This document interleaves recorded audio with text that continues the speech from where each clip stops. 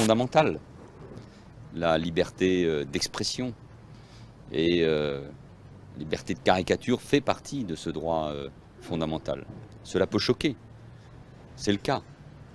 Et il y a des tribunaux pour cela, pour ceux qui souhaitent les saisir. Toute manifestation qui vise à troubler l'ordre public, à provoquer, à attiser les esprits, à semer la haine, ne sera pas autorisée, sera interdite. Vous avez travaillé sur ce que vous venez de dire, sur la différence entre la liberté d'expression, c'est-à-dire la possibilité de critiquer le Premier ministre, la ministre de l'Éducation. Sacraliser des idées, des tabous, des dogmes, ça fait partie de la démocratie, c'est comme pouvoir critiquer. Elle ne peut pas ignorer tout cela. Participer à un débat, quelques jours après les attentats de Charlie Hebdo, avec Tariq Ramadan, avec le comité contre l'islamophobie, où on est sur, oui, Charlie certes, mais.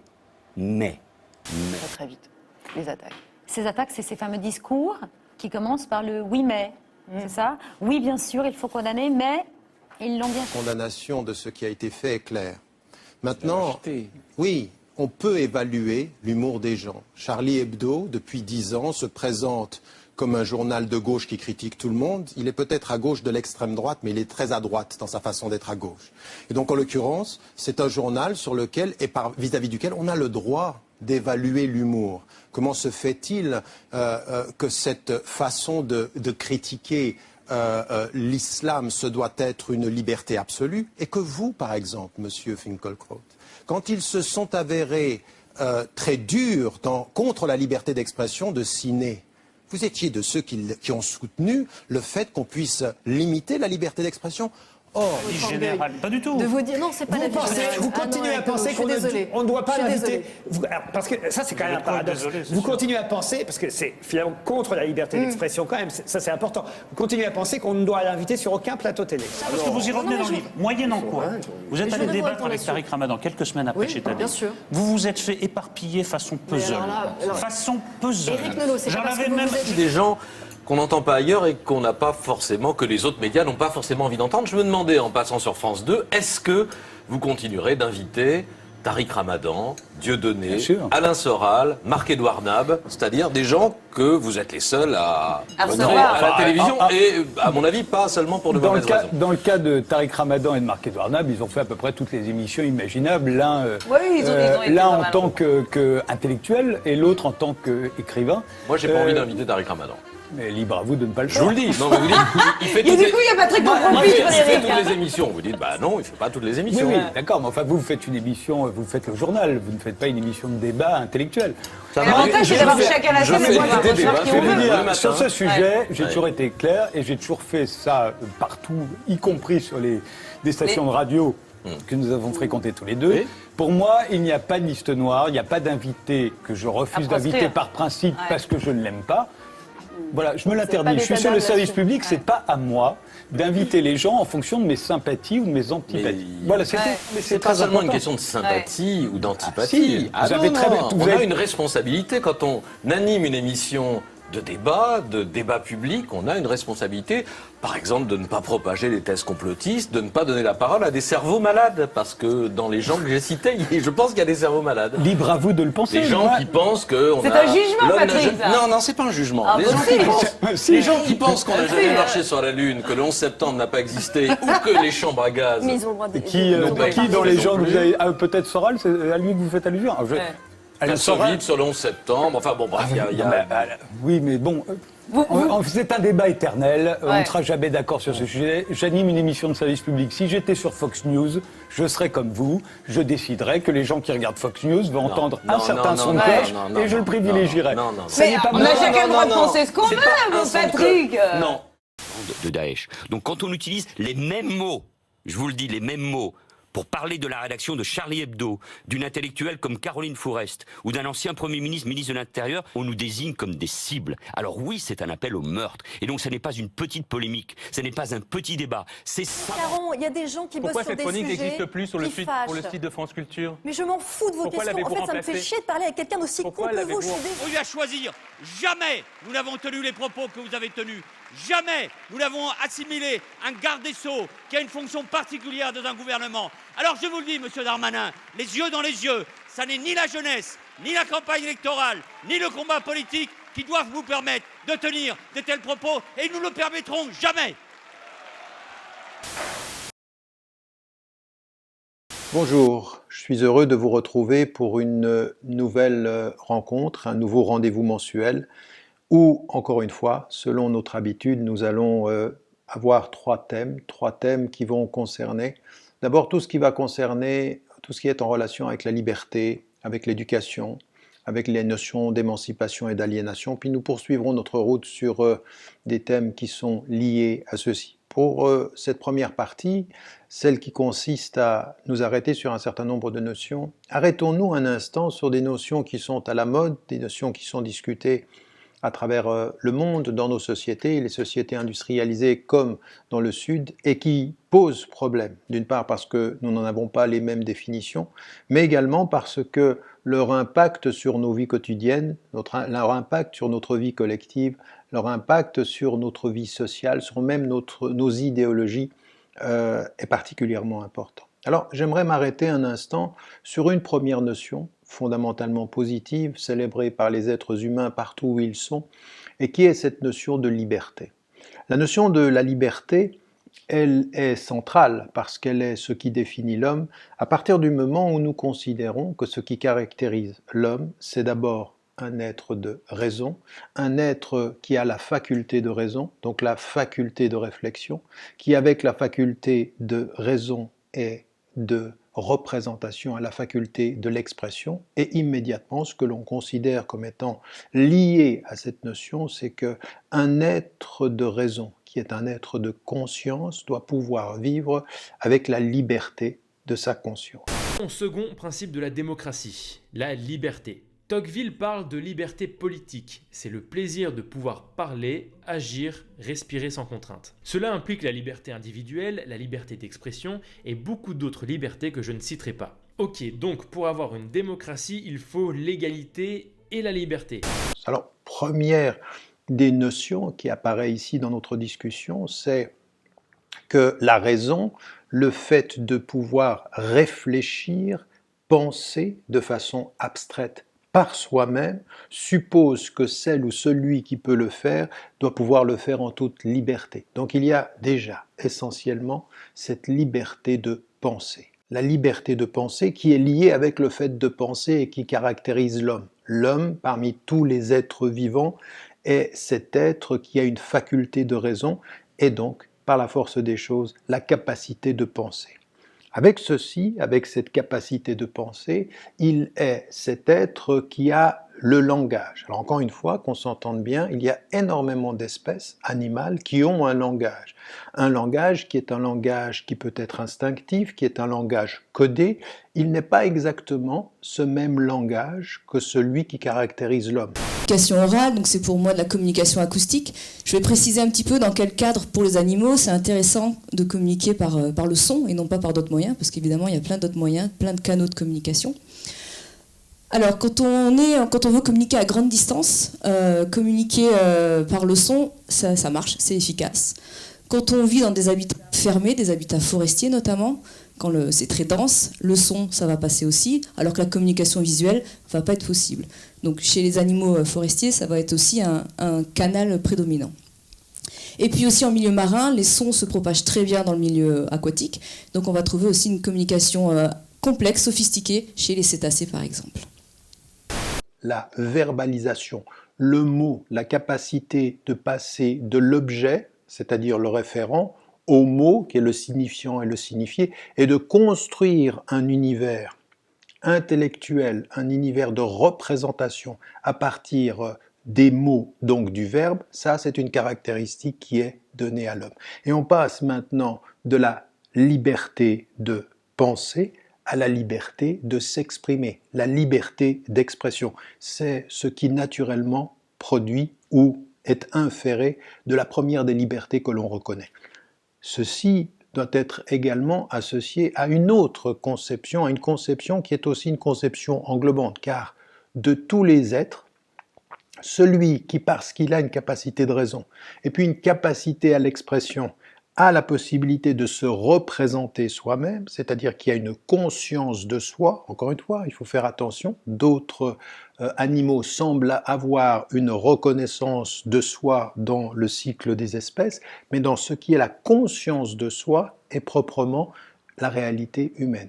Et on part du principe que cette conscience de soi doit pouvoir, en termes individuels comme en termes social, permettre à l'homme d'avoir une liberté de conscience. Et la liberté de conscience, qu'est-ce que cela veut dire? Cela veut dire que chaque être humain, à partir du moment où il raisonne par lui-même et qu'il peut s'exprimer de lui-même, doit pouvoir croire par lui-même en ce en quoi elle ou il veut croire. C'est cela, l'idée de la liberté de conscience. Résister.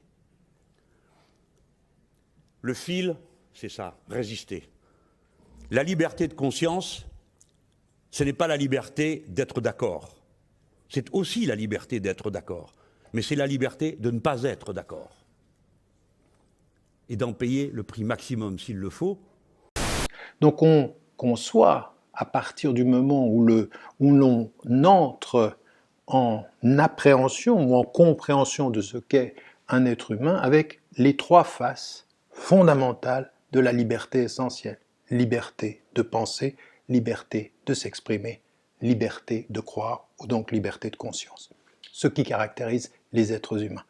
Une fois que l'on a dit cela, on comprend immédiatement que ce qui peut nous paraître absolu par rapport à l'individu va forcément être relatif par rapport aux individus qui vont interagir dans une société. Ce qui a fait dire naturellement à Jean-Jacques Rousseau, la liberté de chacun s'arrête là où commence celle des autres. Ça veut dire que deux libertés se rencontrent, des libertés de penser, des libertés de s'exprimer et des libertés de conscience. Eh bien, quand elles vont se rencontrer, il va falloir qu'il y ait un équilibre entre les libertés individuelles pour que l'on puisse déterminer une liberté sociale, une liberté des relations interpersonnelles entre les individus.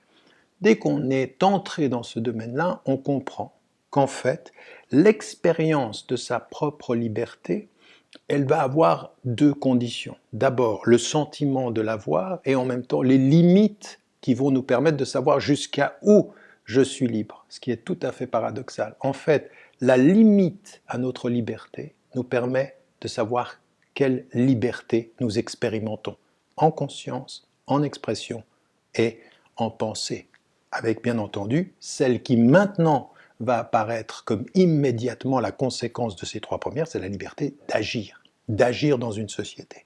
Et donc, ce que l'on comprend quand on détermine et quand l'on parle de la liberté, c'est que ce que des philosophes, encore une fois, je parlais tout à l'heure de Rousseau, mais ce sera également la position d'un autre philosophe allemand qui est Kant, c'est de dire on ne peut pas avoir l'expérience de la liberté si on n'a pas l'expérience de ses limites. C'est-à-dire c'est la limite qui permet d'établir le champ de nos libertés et l'interaction avec nos semblables, les autres êtres humains, ou même avec la nature, parce que finalement, qu'est-ce qui va limiter notre liberté absolue? Simplement notre caractéristique humaine. Nous avons biologiquement des besoins, donc nous sommes libres de ne pas manger jusqu'à la limite de notre faim. Nous sommes libres de ne pas boire jusqu'à la limite de notre soif. Nous sommes libres de pouvoir agir jusqu'à la limite de notre mort, parce qu'à un moment donné, aller trop loin dans l'action, c'est courir le risque de perdre la vie. Donc nous sommes limités et ça nous permet de savoir notre liberté. Et c'est vrai dans les trois caractéristiques des libertés dont j'ai parlé tout à l'heure. Ça veut dire que la limite permet l'expérience du fait de la liberté. Et ce qui est intéressant de ce point de vue-là, c'est qu'à partir du moment où nous prenons conscience, à partir de nos limites, que nous pouvons vivre une liberté de penser, une liberté de nous exprimer, une liberté de conscience et une liberté d'action, eh bien à partir de ce moment-là, ça nous renvoie à nous-mêmes. Et c'est là où il est important de comprendre une caractéristique qui est essentielle. Autant les animaux dans leur vie instinctive, vont vivre ceci avec naturellement. Ils vont s'approcher de leur liberté instinctive par les limites de la vie, c'est-à-dire à partir d'un certain moment, le cadre naturel, la biologie détermine la liberté instinctive et de l'action de l'animal. C'est pas du tout la même chose pour l'homme. Qu'est-ce qui va permettre à l'être humain, femme ou homme, dans une société donnée, de pouvoir expérimenter l'espace de cette liberté? Alors je l'ai dit, les limites naturelles, puis les limites sociales, et dans ce cadre-là, son éducation. Son éducation. Jamais un être humain ne devient aussi libre que si, en amont, il développe la conscience qu'il a de lui-même et ses capacités rationnelles. Ses capacités rationnelles, son savoir va déterminer sa liberté sociale. Et là, on trouve finalement une contradiction dans les termes. L'ignorance, le non-savoir est en soi le principal obstacle à la liberté humaine. Le savoir, en raison, en conscience, en pensée, en expression et en action, va déterminer la liberté de l'être humain, individuellement et socialement. Et donc on a une notion qui est capitale. Pas de liberté humaine sans éducation. Et l'éducation, de ce point de vue-là, elle est beaucoup plus simplement que la transmission de savoir, bien entendu. L'éducation, c'est, pour un être de raison, acquérir, par la grâce de sa faculté de raison, du savoir, et de le construire de ce point de vue-là. Mais ce n'est pas simplement ça. C'est, au-delà simplement de la raison, de pouvoir, dans tout ce qui va le déterminer en tant qu'être humain, acquérir les différentes facettes du savoir. Et le savoir n'est pas uniquement rationnel. Le savoir, il est aussi spirituel. Le savoir, il est aussi sentimental. Le savoir, il est aussi un savoir qui dépasse l'individu. Au-delà de l'individuation, c'est le savoir social. C'est le savoir de tout ce qui va déterminer un être humain. Et donc, tous ces savoirs, quand ils sont acquis et qu'ils sont cumulés dans une raison, vont permettre à la personne d'avoir plus de liberté.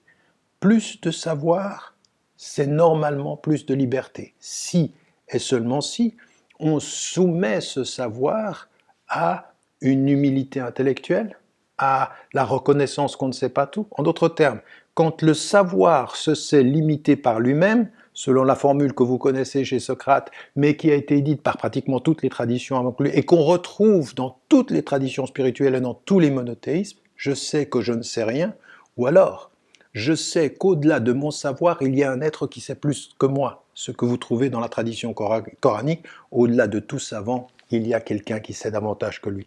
Quelle est cette idée? Cette idée, elle est systématiquement l'humilité quant au savoir.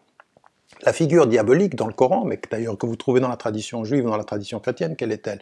Elle est celui de l'arrogant, de celui qui pense qu'il sait plus que ce qu'il sait ou qu'il sait absolument. Celui qui sait absolument sait de façon arrogante, c'est de façon perturbante dans l'équilibre de son rapport à l'univers. C'est donc un savoir qui se referme contre lui-même, c'est-à-dire un savoir qui est habillé par l'arrogance est une prison, c'est le contraire de la liberté. Mais le savoir qui est nourri par l'humilité, c'est une ouverture sur le monde et c'est le début de la liberté. Le savoir humble mène à la liberté, le savoir arrogant mène à l'emprisonnement, même à l'enfermement intellectuel.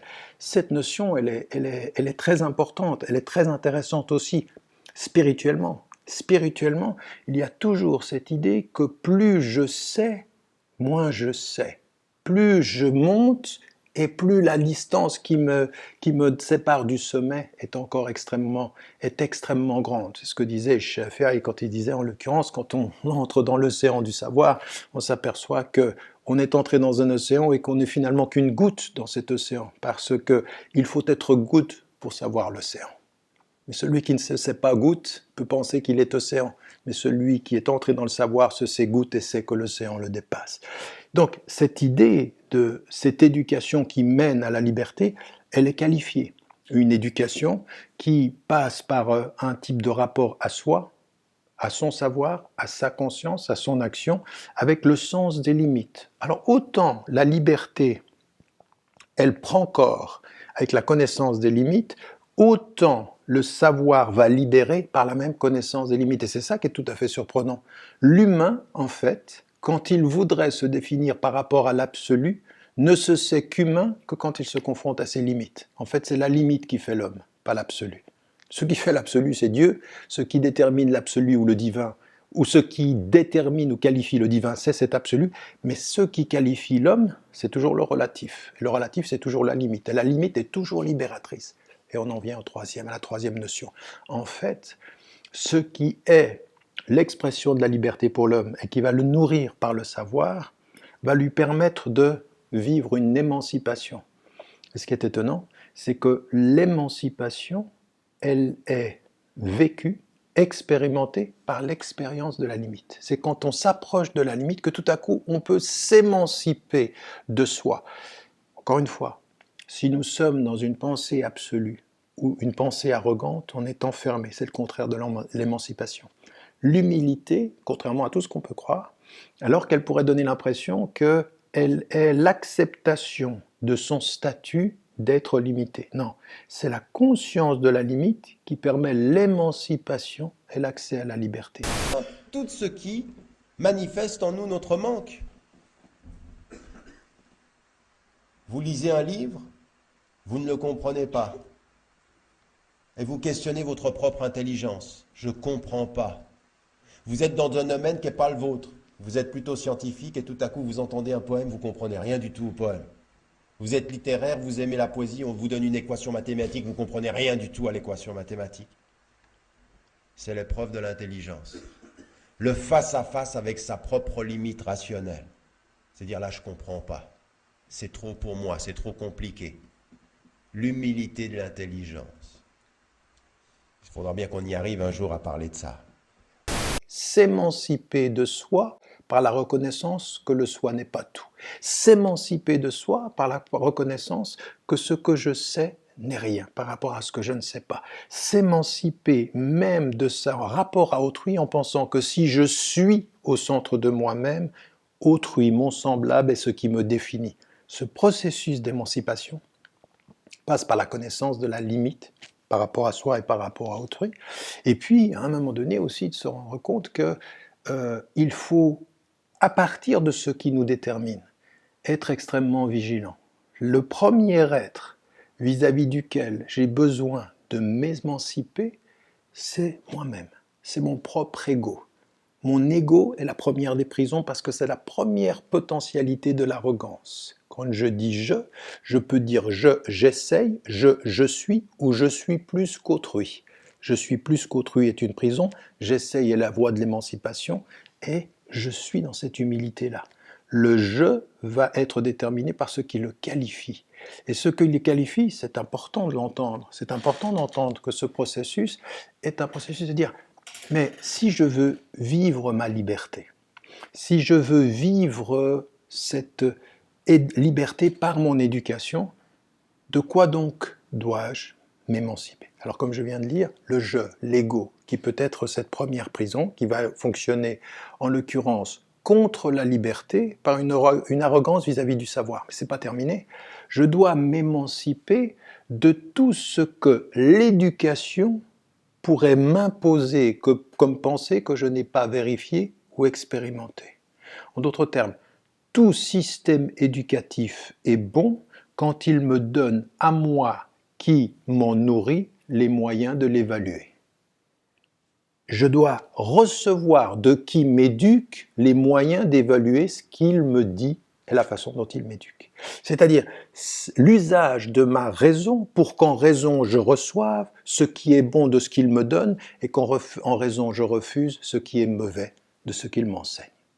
Cette caractéristique qui est le propre d'une émancipation. Pourquoi?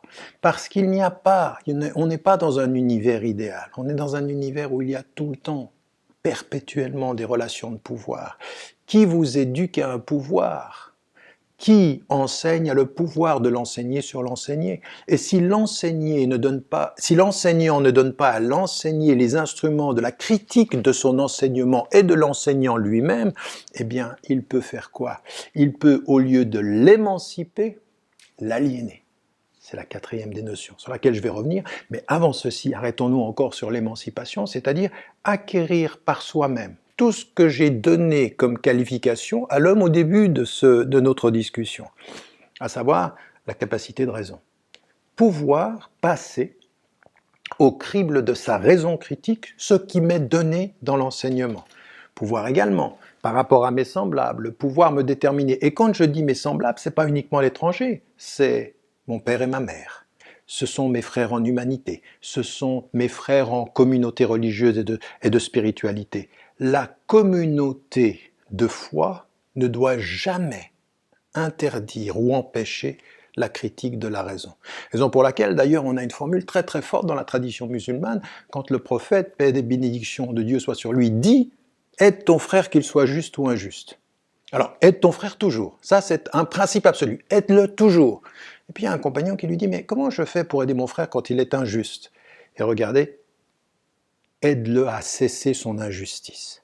Ça veut dire qu'en fait, ta fraternité de cœur ne doit absolument pas atrophier, endormir ta qualité de raisonnement. Il est ton frère, ton cœur parle. Mais si ton cœur parle à ton frère quand il fait l'injuste, ta raison rectifie en disant tu cesses. En d'autres termes, il faut de ce point de vue-là garder cette raison critique même avec la force du cœur. C'est même le contraire. C'est que la force du cœur doit orienter la raison critique. C'est-à-dire, c'est parce que je t'aime que je t'arrête. C'est pas parce que je t'aime que je te laisse faire. C'est parce que je t'aime que ma raison, en toute liberté, te dit « cesse ton injustice ». Donc les raisons du cœur ne peuvent pas avoir raison des principes de cette raison. C'est pas possible. Il faut de ce point de vue comprendre que c'est là où on est véritablement libre. Parce que même le cœur enchaîne. Si au nom du cœur vous ne savez plus penser, vous êtes emprisonné par les raisons du cœur. Et il se peut que les raisons du cœur ne soient pas toujours bonnes. Elles ne vous fassent pas du bien. Donc il faut de ce point de vue-là être dans un processus d'émancipation permanent. Et ça, c'est une vigilance intellectuelle. Une humilité intellectuelle comme la source et une vigilance intellectuelle comme le chemin, ce qui va déterminer notre chemin. Et de ce point de vue, ça nous amène à une réflexion sur comment justement vivre cette émancipation. Eh bien, c'est dans ce travail critique, dans ce travail par rapport à nos semblables, par rapport à la société, par rapport au pouvoir qui veut nous imposer une certaine façon de croire, rester vigilant en permanence, avoir la capacité de la raison, la capacité critique, de l'expression également. Ça, c'est ce qui est déterminant pour nous. Et comme je vous le disais, dans ce cheminement, on s'aperçoit que dans nos sociétés, industrialisées comme pauvres, sur-technologisées, pour utiliser un mauvais français, soumises à une technologie intense, eh bien on s'aperçoit que le pouvoir change de nature et que l'on a, de ce point de vue, les moyens de nous faire perdre cette capacité à la liberté, à l'éducation et à l'émancipation, au point de nous aliéner. Oui, mettons, la femme voilée est aliénée. Ben oui, elle est aliénée passionnellement. Mais moi, je suis aliéné passionnellement quand je travaille 14 heures par jour. Dites, oui. L'aliénation, c'est la désignation de la servitude passionnelle de l'autre, sans qu'on voit jamais la sienne propre. De nous faire penser par la pensée d'autrui. Ça peut être notre enseignant, ça peut même être nos parents, ça peut être notre communauté religieuse, ça peut être un parti, ça peut être n'importe quelle structure sociale de pouvoir, voire même un autre individu. L'aliénation, c'est quand l'on ne sait plus penser par soi-même. On a perdu la liberté de penser et on pense par autrui, parce que il est dans une position de pouvoir, parce qu'il est notre enseignant, parce qu'il domine en termes de civilisation, et même parfois, ce que je disais depuis longtemps, on vit une double aliénation. C'est qu'on peut même parfois penser par soi-même, mais que l'autre soit tellement dominant que ce qu'on a pensé par soi-même, on le lui attribue à lui. On ne sait plus ce qu'on a pensé historiquement dans les traditions en Chine, dans la tradition islamique par exemple. Souvent, des penseurs musulmans ne savent même plus ce qui appartient à la civilisation et l'attribuent à d'autres. Ils sont doublement aliénés. Et doublement aliénés, c'est cette double réalité. L'ignorance de soi, donc ça peut être l'arrogance ou l'ignorance de soi. L'arrogance où on est aliéné par la protubérance ou l'hypertrophie du jeu, et puis l'ignorance de soi où on est tellement dans une situation de dominé qu'on attribue au dominant l'alpha et l'oméga de toute la pensée. On ne pense plus par soi, on pense par lui. On pense à travers lui, on pense en son nom, on pense par procuration. Moi, je crois que c'est un devoir de critiquer le voile en France. Aujourd'hui, quand on est une femme féministe, c'est un devoir, et c'est aussi un devoir pour défendre l'émancipation des femmes, et aussi... C'est le communautarisme, c'est tout ce qu'on veut, et c'est tout ce que j'ai dit, et etc. Ils veulent se séparer, mettre leurs règles, etc. Ici, on est en France, point barre, on serre la main, on a nos cultures, on fait la bise, Ces 4 termes nous amènent à une réflexion fondamentale sur l'homme, parce que finalement, si on revient en boucle au début de notre discussion, on s'aperçoit que ça demande à chacun et à chacune, dans la réalité de son cheminement quotidien, de se poser la question. Certes, je peux bien clamer vouloir être libre, mais qu'est-ce que je fais pour ma liberté? Quel type d'éducation suis-je en train de m'offrir à moi-même, de construire pour moi-même et pour mes semblables, pour me permettre de vivre cette liberté et de m'émanciper de toutes les structures de pouvoir ou de savoir qui s'imposent à moi au point que je sois aliéné ou doublement aliéné. Ça tient à soi, ça tient à sa décision personnelle. Ce processus, il est capital. Personne d'autre que soi peut le choisir pour soi. C'est une décision à prendre, mais se dire libre sans s'éduquer, c'est se mentir 2 fois. Parce qu'on ne peut pas, on ne pourra jamais être libre et entretenir son ignorance. Voilà, je vous retrouve pour une deuxième partie tout à l'heure, celle qui concerne la question sociale. À tout de suite.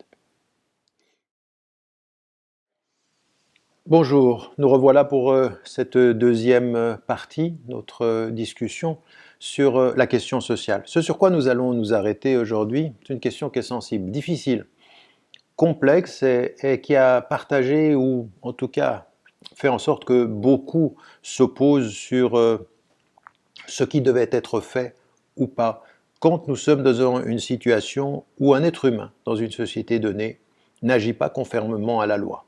Et ce sur quoi nous allons nous arrêter aujourd'hui, c'est le monde carcéral, la réalité de ce qu'une société donnée va construire pour pouvoir punir celle ou celui qui ne se conforme pas à la règle. Soit parce que c'est un délit, soit parce que c'est un crime, soit parce que on a agi contre les intérêts de la société. Et là, il faut s'arrêter sur une réflexion un peu plus approfondie. D'autres l'ont fait auparavant, et vous imaginez bien qu'en 20 minutes, il est difficile de balayer l'ensemble de ces questions. Elles sont complexes, elles sont multiples, mais quand même, on peut aborder ces questions de façon structurée, puisque dans toutes les traditions, encore une fois, les cultures se posent la question de savoir comment on agit avec celle ou celui qui n'agit pas conformément aux règles culturelles, aux règles sociales ou à la loi commune. Et puis, il y a la réalité du prisonnier, de celui qu'on va exclure, de celui qu'on va peut-être même bannir, parce qu'elle ou il n'agit pas comme il se devrait. Alors, vous avez eu des critiques très très très approfondies du système carcéral, vous savez Foucault en France, vous connaissez également tout ce qui a été produit par exemple par tous les penseurs afro-américains aux États-Unis, tout ce mouvement contre la réalité carcérale, contre la prison elle-même, sur laquelle s'est beaucoup exprimé Angela Davis et jusqu'à aujourd'hui encore, mettant en évidence que c'est en soi un système, une attitude de la société qui est inacceptable et qu'il faut refuser. Avant d'en arriver à cette discussion-là, parce qu'elle se pose cette discussion-là, quand on voit ce que la prison donne aujourd'hui dans nos sociétés, on est en droit effectivement de se poser la question de savoir si c'est la bonne solution pour punir ou pour protéger la société. Parce qu'il y a 2 idées ici. Le prisonnier, ce pourquoi on agit avec lui de telle ou telle façon, c'est pour 2 choses essentiellement. La première, c'est pour protéger la société de ses méfaits, et la deuxième, c'est pour le punir en espérant sa réforme, ou voire même l'éliminer si l'on estime dans les sociétés où la peine de mort existe que sa présence est de toute façon négative ou aura un impact négatif sur la société. Alors, avant d'entrer dans ces considérations qui encore une fois ne seront pas définitives, mais elles sont là pour ouvrir des voies à une réflexion que nous devons avoir en tant qu'être humain. Parce que le pire aujourd'hui, c'est d'oublier la réalité carcérale en se disant ben, nous on est dans notre quotidien, nous sommes protégés, puis on oublie ce que l'on fait des êtres humains dans des cellules ou dans des espaces dans lesquels ils sont surpeuplés, ou dans lesquels on ne compte même plus le nombre de morts, en particulier pendant toute la période là, du confinement, ce qui se vivait par certains prisonniers à travers le monde était absolument horrible, et on estimait que c'était la double peine finalement. Non seulement ils sont en prison, mais finalement ils méritent bien, ou ils méritent moins qu'un autre être humain, de se voir soigné ou protégé de la maladie. Ce qui est en soi déjà un problème dans la façon dont on pose cette équation. Alors, revenons simplement à 3 questions. Ces 3 questions, c'est aujourd'hui, dans une société donnée, comment poser l'équation de celle et de celui qui ne répond pas ou qui ne respecte pas la règle collective, la règle sociale. Qu'est-ce qu'on fait? Comment agir avec lui? Est-ce qu'il y a d'autres moyens? Ou quels sont les moyens, ou plutôt, avant de se poser la question des moyens, quels sont les objectifs? Que voulons-nous exactement vis-à-vis de celle et celui qui ne respecte pas la loi? La deuxième des questions, c'est un peu faire le point sur, ok, on peut avoir une première réponse à cela, qu'est-ce que l'on fait aujourd'hui? Quelle est la réalité carcérale aujourd'hui? À quoi le système qu'est-ce que le système a produit comme univers, comme système dans le système, et vis-à-vis duquel on peut se poser la question de savoir si nous ne devons pas être critiques. Et évidemment, ici, la discussion, c'est d'être critique par rapport à cela. Et puis, la troisième des questions, c'est celle de cette perspective d'une société qui se respecte et qui doit respecter l'humain, même dans la faute. Même dans le fait qu'il n'est, parce que parfois même il est innocent, mais même quand il est coupable, un coupable reste un être humain. Et cette question, celle qu'avait posée en son temps Nelson Mandela, il disait lui-même qu'une société mesure sa dignité à sa façon de traiter ses minorités. On pourrait, dans le même sens que ce qu'il a dit, se dire qu'une société mesure sa dignité dans la façon dont elle traite ses prisonniers. Parce que c'est aussi cela qui est important.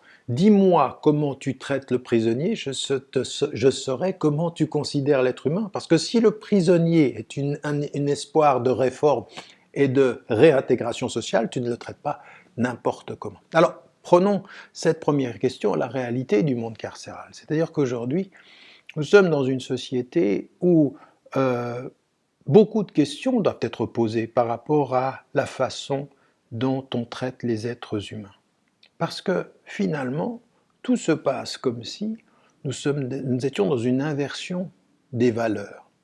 Dans une société où le riche a le pouvoir de sa richesse, où le politique a le pouvoir de son positionnement politique, où les puissants peuvent aujourd'hui trahir, mentir et outrepasser les règles, on s'aperçoit que le système carcéral va être le miroir négatif de cette réalité-là. En d'autres termes, riche, puissant et voleur, tu passes à côté de la prison. Pauvre, marginalisé et peut-être trafiquant, la loi va s'arrêter sur toi et t'emprisonner beaucoup plus rapidement et beaucoup plus crûment et de façon beaucoup plus inhumaine que le riche. Et donc ce miroir est pose une vraie question, c'est-à-dire une société où la réalité carcérale fait que celui qui est puissant, parce qu'il peut jouer des lois, parce qu'il peut avoir les avocats qui lui donnent ce pouvoir de se confronter de façon relative avec la loi, ou que l'on voit et que l'on perçoit dans le quotidien de chacun que le système social protège les riches et légalement les protège, on s'apercevra que légalement les pauvres vont être beaucoup plus exposés. Et quand on dit les pauvres, on dit plusieurs catégories sociales. On dit bien entendu ceux qui socialement sont pauvres, mais on dit aussi les minorités, puis on dit aussi les êtres qui sont considérés par la majorité comme étant une minorité de couleur, ou une minorité de culture, ou une minorité d'appartenance. Ces catégories de la population, dans une société donnée, vont être beaucoup plus exposées au caractère strict de la loi et rencontrer le système carcéral beaucoup plus rapidement que les autres.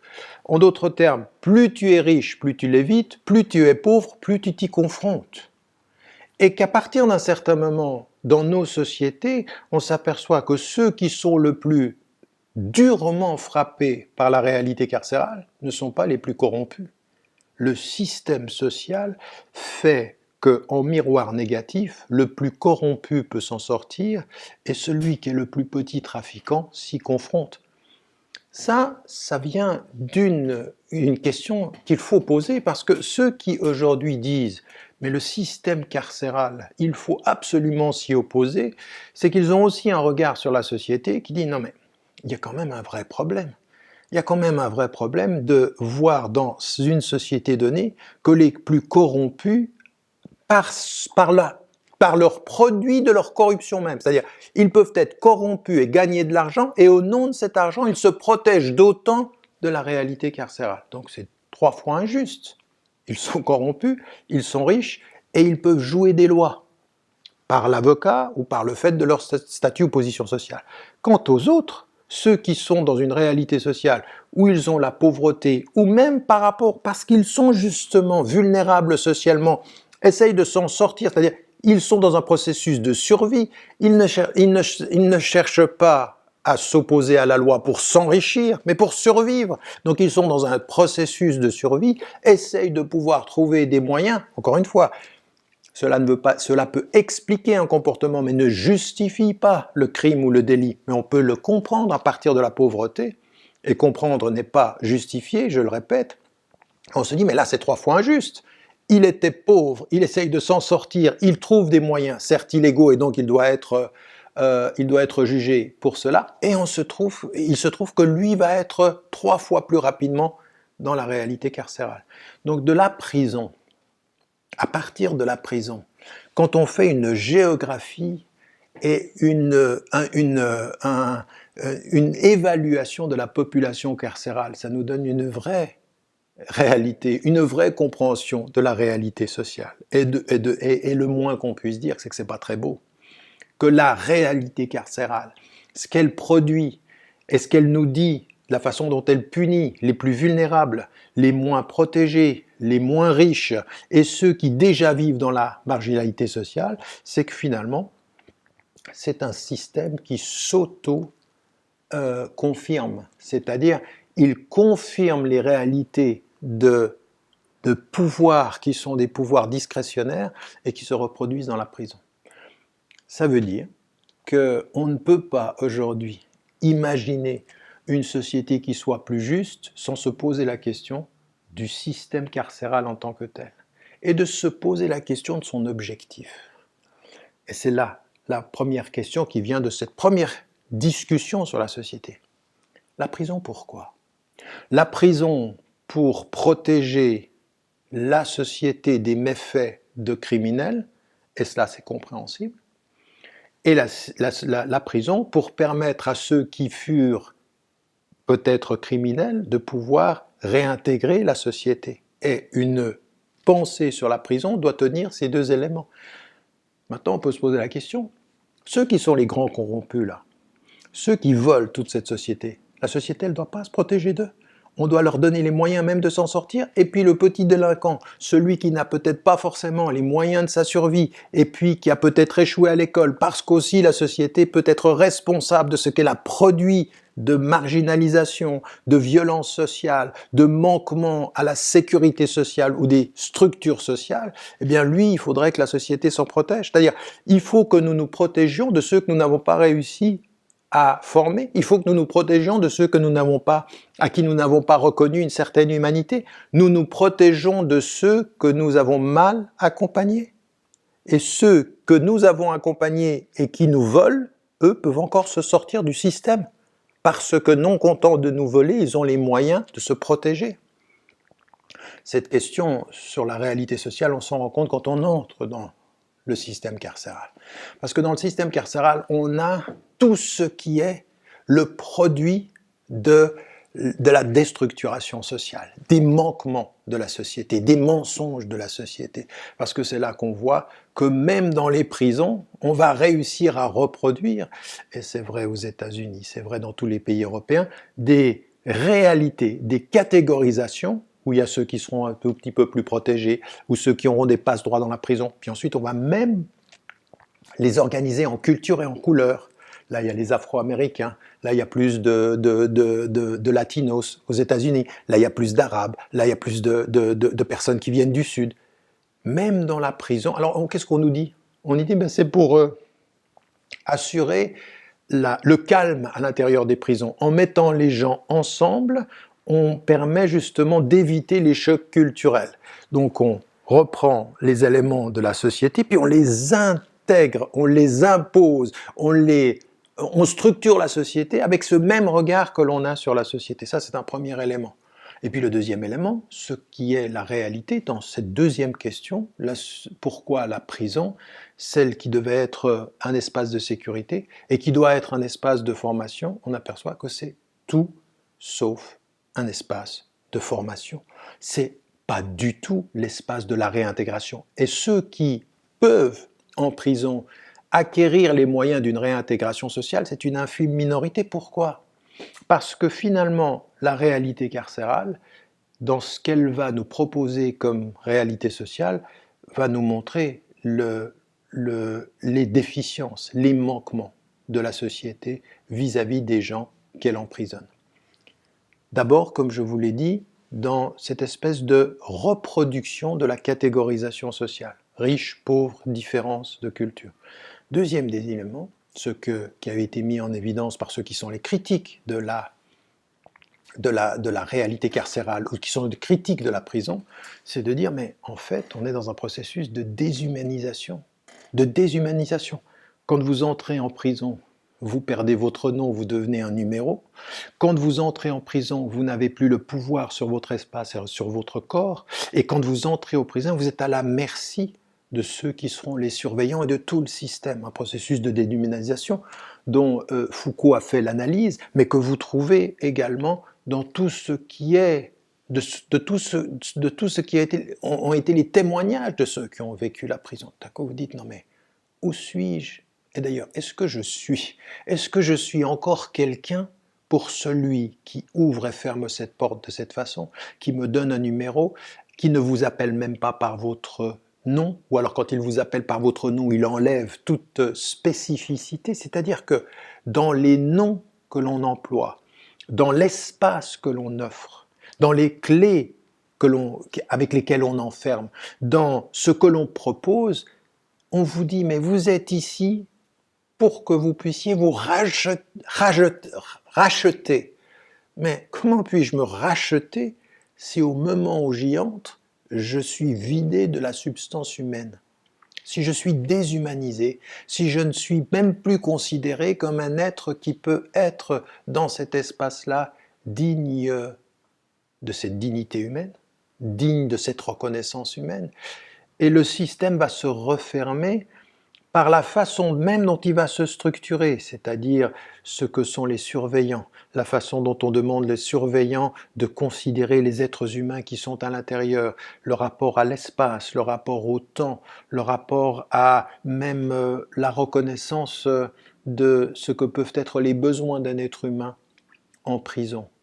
Que ce soit simplement la communication, que ce soit les visites, ce sont des petites choses. Jamais en prison, les petites choses qui font la décoration, les choses élémentaires de la vie ne prennent autant de force que quand vous en êtes dépourvu en prison.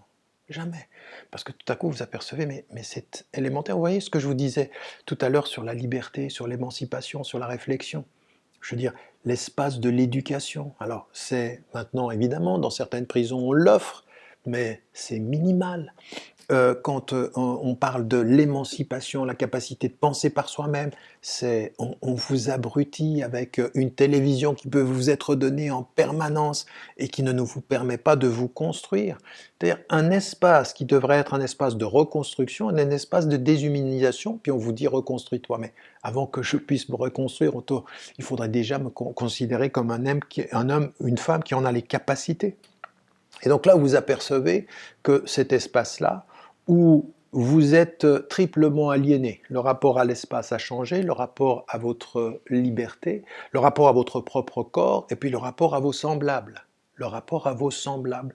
Dans la réalité carcérale, cette réalité carcérale, c'est là où à un moment donné, eh bien, certains peuvent effectivement, il peut y avoir dans la réalité carcérale des choses qui sont des saluts pour certaines personnes, c'est vrai. Certaines personnes ont été enfermées dans leur corps et se sont libérées dans leur esprit et dans leur cœur, c'est vrai. D'autres en sont sortis autrement différents. Mais sur de telles réalités, sur de telles réussites qui tiennent souvent à l'énergie, à la force spirituelle et intellectuelle d'une femme ou d'un homme, combien ont échoué? Combien en sont sortis détruits? Combien, comme le disait le père Guy Gilbert, sont entrés enfants et sont sortis fauves? Combien sont sortis êtres humains et en sont sortis bestiaux, au sens où il n'y avait plus de possibilité de se construire? Combien?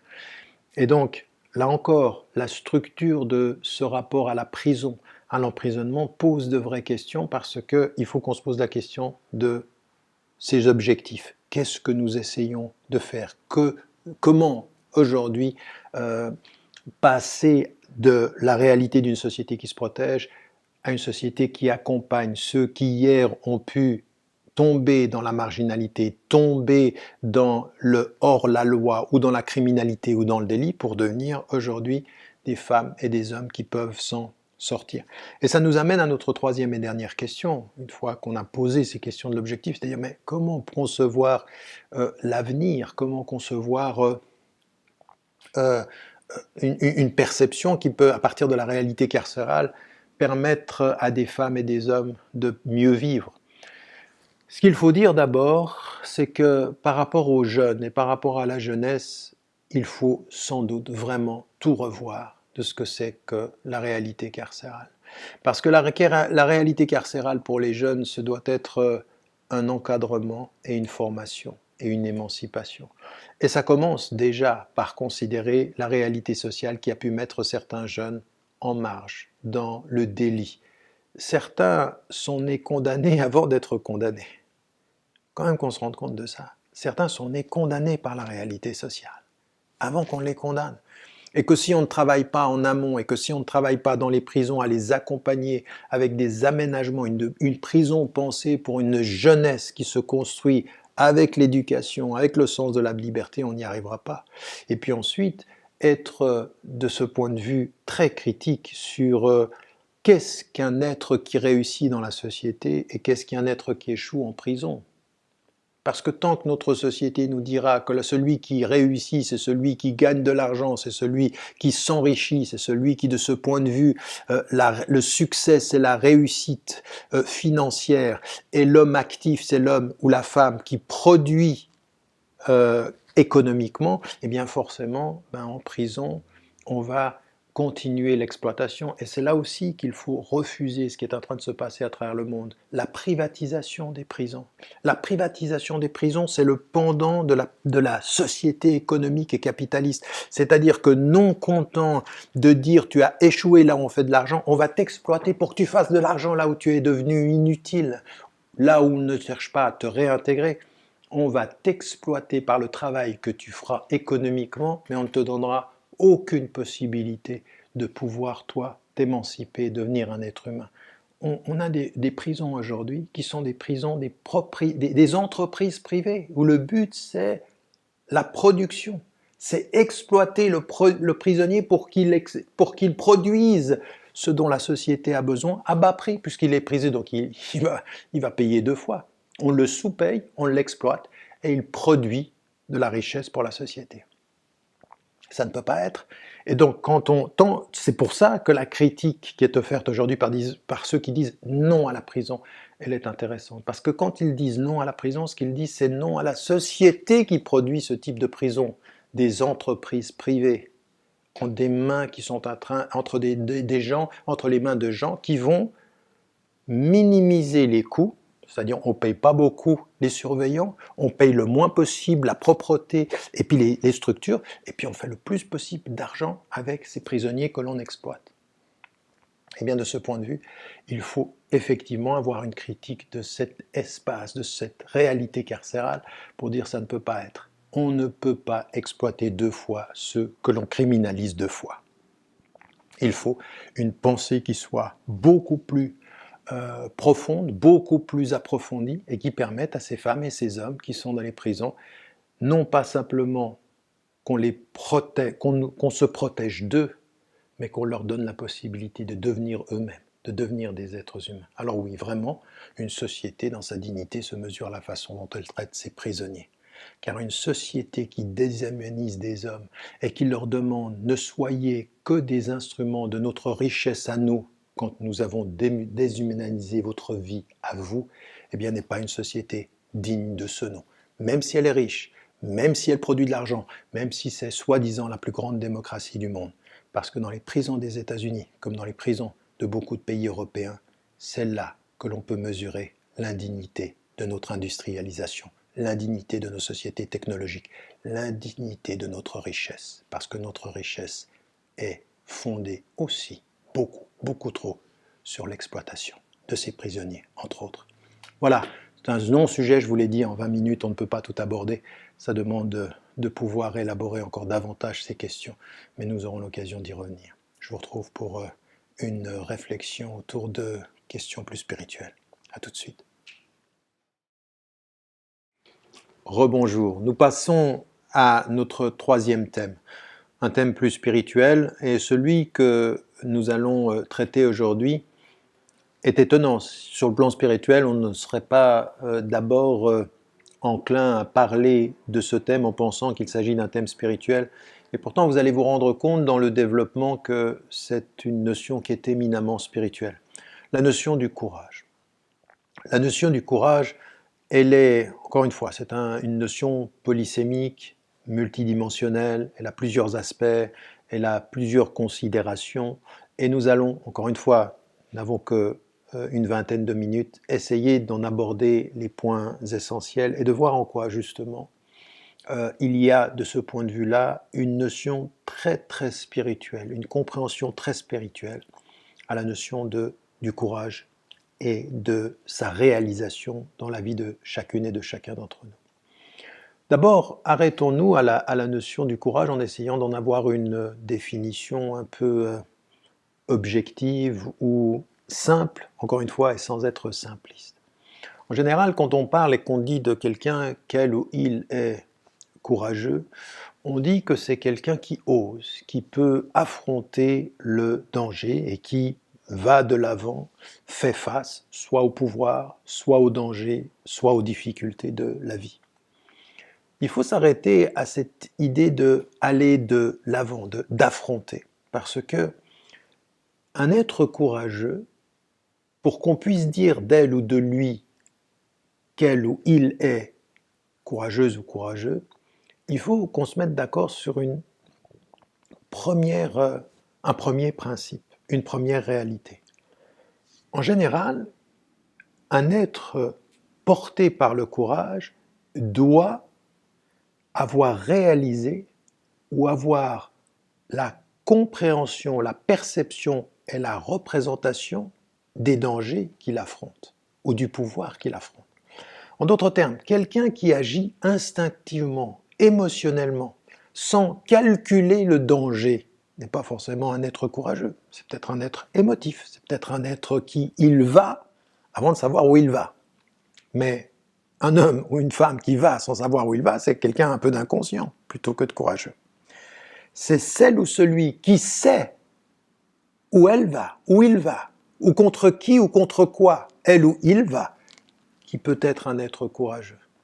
C'est pour ça que ce que disait un jour, encore une fois, Nelson Mandela, il disait, en fait, le courage, c'est pas de ne pas avoir peur, mais c'est de dépasser sa peur. Et c'est vrai. C'est-à-dire qu'à un moment donné, on réalise ce que l'on a en face de soi, le danger et les choses que l'on affronte. Et puis, ça peut nous faire peur.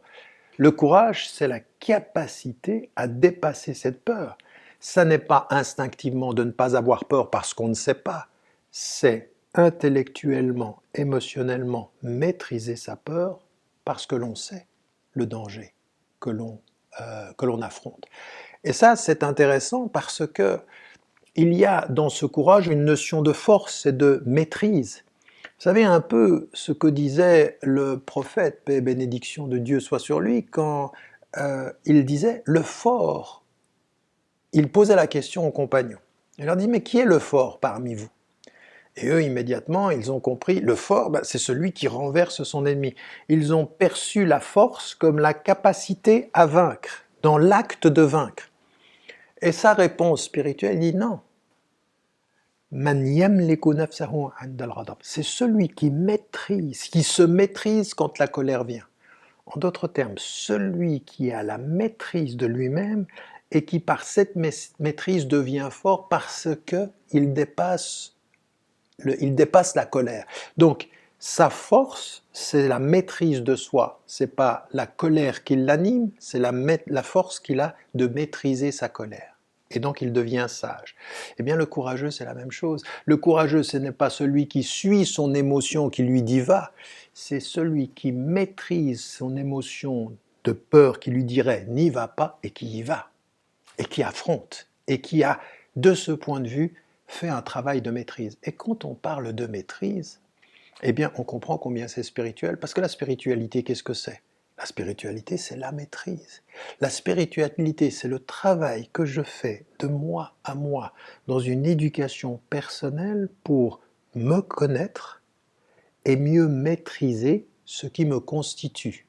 Maîtriser la raison par laquelle j'apprends, les émotions qui parfois m'étouffent et m'emportent pour faire de ma raison et de mes émotions des éléments qui sont émancipateurs.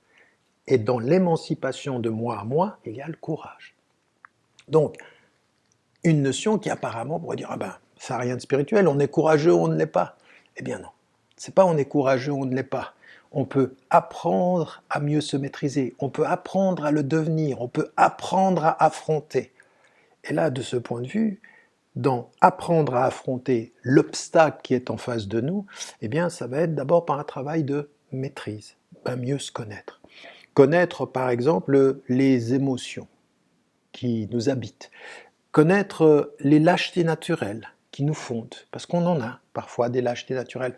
Première lâcheté par exemple, c'est de ne pas se regarder en face. Eh bien, nous sommes tous des êtres humains comme ça. Nous avons tous nos zones d'ombre.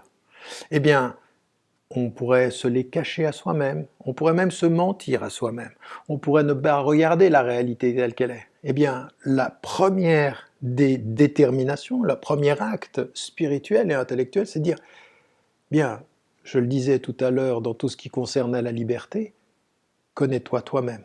Et puis, tout ce qui, de ce point de vue-là, dans les traditions mystiques, nous dit, attendez, il n'y a pas de voie mystique qui ne commence pas par la connaissance de soi. Tout simplement, très humainement. Et d'ailleurs, si vous voyez tous les thèmes que nous avons abordés aujourd'hui, c'est même ceci qu'on devrait apprendre dans l'expérience carcérale. Car si l'expérience carcérale peut avoir un sens, c'est avant de nous protéger du monde qui est à l'extérieur, c'est de nous permettre de nous réhabiter nous-mêmes. C'est-à-dire le retour à soi. Être en prison du monde pour être dans la liberté intérieure de soi. C'est ça l'expérience qui peut être celle qui va nous libérer. Une expérience de la prison devrait être celle-ci. Et si vous ne faites pas ça, eh bien même libre, vous pouvez être en prison. Si même libre, vous ne faites pas ce retour à vous-même, qui peut être édificateur, qui peut être la compréhension de soi, eh bien vous êtes en prison, libre, emprisonné. Libre avec ce que j'ai toujours répété, la pire des prisons, c'est la prison dont on ne voit pas les barreaux. C'est celle où vous avez l'impression que tout est possible, mais en fait, rien n'est possible. Rien n'est permis dans l'élaboration de votre propre liberté. Et donc, quand on revient à la notion du courage, et qu'on se dit, eh bien, qu'est-ce qui va être quel va être le premier acte de courage? Eh bien, le premier acte de courage, c'est ce retour à soi, où que l'on soit, qui que l'on soit, qui que l'on soit, et où que l'on soit, le retour à soi pour regarder en face tout ce qui nous constitue. Mais quand je dis regarder en face tout ce qui nous constitue, certains vont mal le comprendre. Vous savez, c'est comme ceux à qui on dit « Dieu est avec vous partout ». Et eux, la première chose qu'ils se disent « Ah, Dieu surveille tout le mal que je fais ». Mais non, je n'ai pas dit ça. J'ai dit « Dieu est avec vous partout », c'est pas qu'il surveille tout le mal, c'est qu'il voit tout de ce que vous êtes, même le bien. C'est-à-dire, il est l'ami de vos qualités, pas forcément le surveillant de vos défauts. Pourquoi toujours, quand on parle de la présence de Dieu dans l'intimité, voyez-vous que Dieu observe le mal que vous faites et non pas les efforts qui vous animent? Pourquoi? Pourquoi transformer Dieu en policier du mal alors qu'il est la présence du bien? Il est le bien, il est le bien, il est l'ami. Et donc, ceux qui perçoivent les choses comme ça, quand on leur dit « Eh bien, le premier courage, c'est de se regarder », eh bien, il faut comprendre une chose, il faut avoir le courage de se regarder tel que l'on est, avec ses facultés, avec ses émotions, avec ce qui nous anime, mais dans toutes les dimensions. Vous savez, je vais vous étonner, mais il faut avoir le courage de ses qualités. Il faut avoir le courage de ses qualités. C'est-à-dire, se dire, mais Dieu, mes parents m'ont donné ça, et cette qualité, il faut que j'en ai, que j'en fasse quelque chose. Le courage de ces qualités, c'est même de les assumer. Je peux avoir un sourire, je peux avoir une générosité, je peux avoir du cœur, je peux avoir de la patience. Le courage de sa qualité, c'est de savoir la vivre et l'offrir. La vivre et l'offrir. Vous savez, en termes spirituels, ce que ça veut dire vivre et offrir, en termes économiques, ça veut dire exploiter. Mais je ne parle pas d'exploiter, je parle vivre et offrir.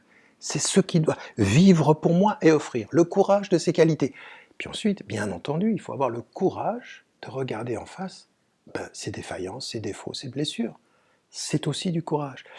Et cette première attitude, qui est une attitude de maîtrise, elle est profondément spirituelle. Profondément spirituelle, parce qu'elle demande vraiment de revenir et dire, mais voilà, je vais regarder à l'intérieur et à partir de cela, eh bien, faire face. Donc, ça n'est pas l'émotion qui m'emporte sans que j'analyse, c'est l'analyse et la maîtrise qui me construit et que je dépasse. Et là, je suis un être courageux. Être courageux dans le rapport à soi. Déjà, ça demande beaucoup de courage de se regarder, ça demande beaucoup de courage de se faire face. Et ça demande beaucoup d'éducation, de travail personnel, que l'on fait spirituellement, que l'on fait psychologiquement, que l'on fait dans la prière, que l'on fait dans l'isolement, que l'on fait dans la méditation, que l'on fait dans la contemplation. Contempler exige du courage. Être seul avec soi-même exige du courage, parce que finalement, vous êtes seul avec qui vous êtes. Et ce courage-là, il est porteur. Il est la première étape du cheminement spirituel. Et puis ensuite, après, dans la société, quand vous êtes en face de vos semblables, eh bien, à un moment donné, il faut avoir et analyser quelles sont les forces qui sont en face de moi. Donc il ne s'agit pas d'aller n'importe comment en pensant « je suis courageux ». Il ne faut pas confondre le courage et le suicide. Je veux dire, il y a des personnes qui, socialement, ils se suicident en pensant qu'ils sont courageux, mais non, ils sont inconscients. Ce que je disais tout à l'heure. Ils ont le suicide inconscient. Le courage, il est conscient.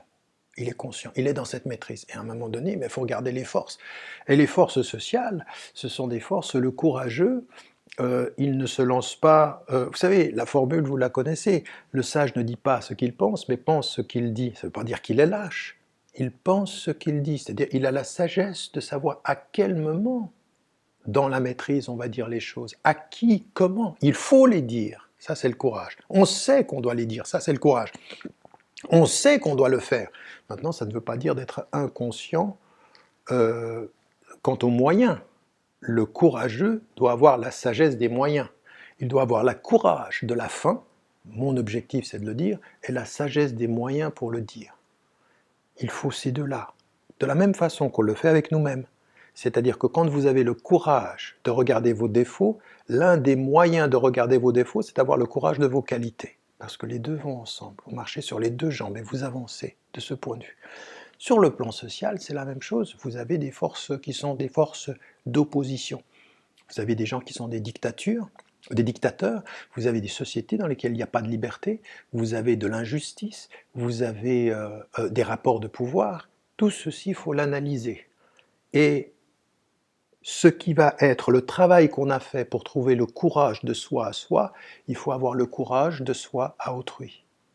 Et c'est pour ça qu'à un moment donné, même dans la parole, vous savez, le prophète, paix et bénédiction de Dieu soit sur lui, il dit « Afdalul jihad kalimatu haqqin amam sultan inja'ir » Le plus grand des djihad, la plus force de la résistance et de la réforme, c'est une parole de vérité en face d'un dictateur.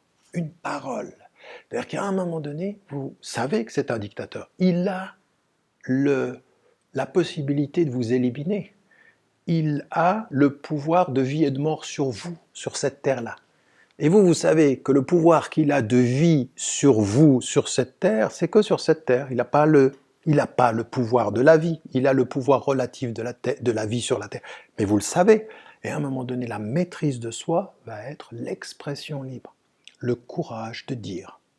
Le courage de dire, mais le courage de dire suppose que l'on connaît les dangers de le dire, que l'on maîtrise cette peur de les dire et qu'on les dise. Mais attention, il faut les dire et il faut les dire avec sagesse. Faites aussi attention à ceux qui inversent les choses, qui finalement, au nom de la sagesse, disent rien du tout. Oui, vous savez, il y en a qui disent « Ah, mais c'est sage, on ne dit rien ». Non, cette sagesse-là, c'est de la lâcheté. Il y en a qui habillent de sagesse leur lâcheté, supposant qu'il ne faut pas le dire maintenant, et puis finissent par ne jamais rien dire. Hein, à un moment donné, il faut le dire au bon moment, mais il faut le dire. Ensuite, il faut aussi ce courage de l'action, dans l'action, c'est-à-dire maîtriser sa peur et considérer les conséquences. Et il faut faire, agir contre les gens injustes, agir contre la société injuste, agir contre ceux qui exploitent, contre ceux qui maltraitent. Et donc, ce courage-là nécessite de la maîtrise. Cette même maîtrise dont je parlais tout à l'heure, et qui est encore une fois une connaissance de soi pour soi, puis une connaissance des dangers de la société et dans laquelle il faut que nous puissions agir. Est-ce qu'on peut de lâche devenir courageux? Oui, bien sûr. Il n'y a pas, de ce point de vue-là, de choses qui sont irréversibles. Le lâche, quand il connaît sa lâcheté, a fait le premier pas vers son courage, parce qu'il est dans le travail sur lui-même. Connaître ses peurs, connaître le fait que cette peur-là me fait ne rien dire, on me fait disparaître. Ce travail-là, il est un travail sur lequel il faut s'arrêter. C'est un long exercice, ça demande une émancipation, ça demande un regard sur soi, ça demande de la contemplation, ça demande de la méditation, ça demande un vrai travail de considérer quelles sont ces peurs qui m'empêchent d'agir, ces peurs qui m'empêchent de dire, ces peurs qui me paralysent. Et quand on commence à y penser, eh bien on est dans le premier pas, c'est le premier pas sur la route de cette émancipation, le mot qu'on utilisait tout à l'heure, l'émancipation de soi à soi, pour arriver à être courageux déjà par rapport à soi. Un être humain qui sait les émotions qui le rendent lâche, commence son éducation à devenir plus courageux. Déjà de lui-même, par rapport à lui-même. Parce que le courage, c'est pas forcément quelque chose qui s'expose. Vous savez, je terminerai là-dessus, il y a tellement de femmes, tellement d'hommes qui ont un courage immense et que personne ne voit. Tellement de femmes qui peuvent être avec leurs enfants, qui peuvent être seules, qui peuvent être dans la pauvreté, tellement d'hommes. Personne n'en a jamais parlé, mais Dieu sait leur courage. Par contre, il y a des gens qui sont apparemment très courageux et dont tout le monde parle et qui ont le courage de l'exposition médiatique, mais pas forcément le courage de la libération humaine. Il faut faire attention à ceux qui paraissent courageux et à ceux qui sont courageux sans que rien jamais n'apparaisse. Parce que le courage, il a cette particularité, cette subtilité, qu'à un moment donné, devant les hommes, vous dites, et vous vous arrêtez, vous dites, Dieu sait, et nous ne savons pas. Nous ne sommes même pas les juges du courage et de la lâcheté de certains, même si pour certains, leur lâcheté est évidente, et que pour d'autres, leur courage a été et est également évident. Mais il faut toujours apprendre, même dans ces circonstances, d'avoir le courage de suspendre son jugement. Voilà, je vous retrouve, s'il plaît à Dieu, pour un prochain rendez-vous mensuel, et d'ici là, prenez bien soin de vous, et n'oubliez pas de dire à ceux que vous aimez, que vous les aimez. La vie est fragile.